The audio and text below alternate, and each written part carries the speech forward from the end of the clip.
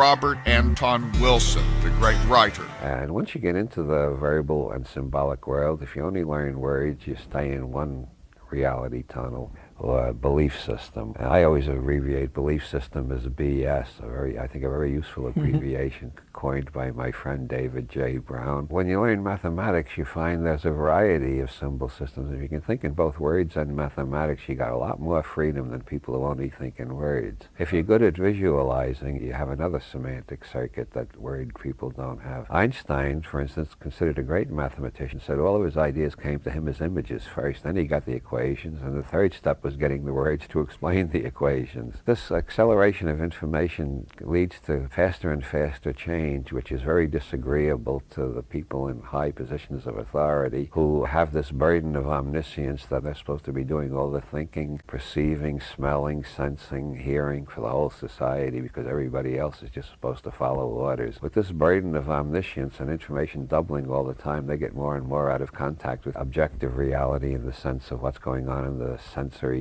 sensual space-time continuum. And so they more and more are making their decisions based on the basis of things they learned when they were in college 40 years ago, or things they heard from older politicians before they got into it. And everybody's afraid to tell them when they're wrong because that's the way you get a pink slip and wind up on the unemployment lines. So we got the acceleration factor of information and the deceleration factor of the authoritarian structure, which doesn't like the acceleration factor and keeps trying to slow it down. And that to me is the basic dialectic of history: information attempting to break free and ruling elites trying to stop the flood of information from unseating them and creating a world they can't manage because they can't understand.